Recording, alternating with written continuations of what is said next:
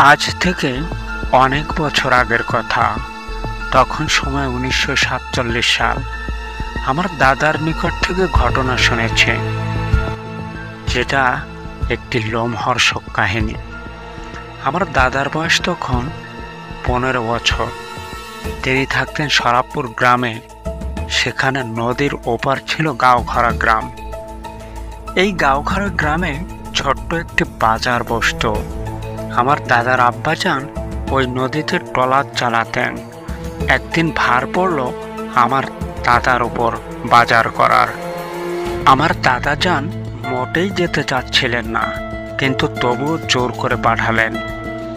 আমার দাদা যেতে যেতে সেই মাগরিবের সময় হাটের উদ্দেশ্যে নদী পাড়ি দিলেন।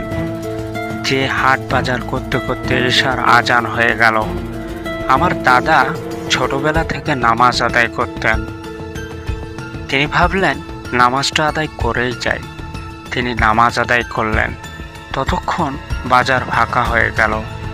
এবার চিন্তায় পড়লেন, এখন নদী পার হব কেমনে? মাঝিরা সব নৌকায় নোঙর দিয়ে বাড়ি চলে গেছে। কেউ রাতে চালায় না, কারণ নদীর প্রচণ্ড স্রোত। দাদা নদীর পাড়ে দাঁড়ালেন। ভাবলেন কোনো নৌকা যদি পাই। ভারী হতে লাগলো রাত। অপেক্ষার সময় গুনতে গুনতে রাত 10টা বেজে গেল। দাদাও দুশ্চিন্তা করতে থাকলেন। আমার দাদা চুপচাপ দাঁড়িয়ে রইলেন। আরো ঘন্টাখানেক হয়ে গেল। এবার দাদা মুখ খুললেন, বললেন, কাকা, আপনি কি ওপারে যাবেন? লোকটা বেশ অদ্ভুত। দাদার সাথে কোনো কথাই বলল না। দাদা আবার বললেন, কাকা, নৌকা কি পাওয়া যাবে? তখন লোকটা আমার দাদার দিকে তাকালেন। তার মুখটা ছিল ঝলসানো। দাদা দেখে ভীষণ ভয় পেলেন। একে তো নদীর পাড়ে কেউ নেই, তারপরে এমন চেহারা, কি ভয়ঙ্কর। লোকটি উচ্চ আওয়াজ নিয়ে বললেন, চুপ থাক, আমার নৌকা আসবে। তখন আমার দাদা বললেন, কাকা, আমাকেও একটু নিয়ে যাবেন। দেখুন না, সেই কখন থেকে আটকে আছে। তখন লোকটি বলল কর্কশ স্বরে, তুই এবারেই থাক। আমার কথা যদি মানিস তাহলে তোর ভালো হবে, না হয় ভয়ঙ্কর বিপদ হবে। দাদা বললেন, কাকা, এসব কি বলছেন? আমার এপারে থাকার কোনো উপায় নেই, যেতেই হবে ওপার। যদি আপনি একটু উপকার করেন কৃতজ্ঞ থাকব। বলতে বলতেই নৌকা চলে এলো। সে নৌকায় বসে দাদাকে ইশারায় ডাকলো। দাদা গেলেন, নৌকায় উঠলেন, কিন্তু নৌকার মাঝিকে দেখা যাচ্ছিল না। পুরো শরীর কাপড় দিয়ে আবৃত। দাদা তার দিকে বারবার তাকাতে থাকলেন। দাদা নৌকায় উঠে মাছ নদীতে গেল।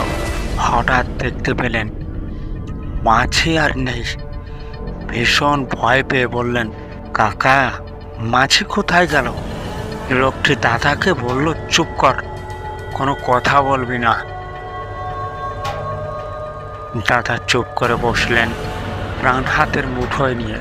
বুঝলেন এরা মানুষ নয়। দাদার শরীর কাঁপতে থাকলো। দেখতে দেখতে পার হয়ে এলো নদীটি। দাদা নৌকা থেকে নেমেই দেখতে গেল পিছন ফিরে, কিন্তু নৌকা আর নেই। তাড়াহুড়া করেই দাদা নদীর পাড় থেকে উঠে আসলেন। দেখতে পেলেন নদীর পাড়ে তার বাবা দাঁড়িয়ে আছেন। জিজ্ঞাসা করলেন, পার হলে কিভাবে? এত রাতে তো কোনো নৌকা নেই। দাদা বললেন, চলো আগে বাড়ি যাই। তারা বাড়ি আসলেন। তারপর সব ঘটনা খুলে বললেন। সত্যি, আমি হলে হয়তো ঘাটে পৌঁছানোর পূর্বেই হাট ফেল করতাম। তো বন্ধুরা, কেমন লাগলো গল্পটি? ভালো লাগলে অবশ্যই লাইক, কমেন্ট এবং সাবস্ক্রাইব করতে ভুলবেন না কিন্তু। ধন্যবাদ সবাইকে।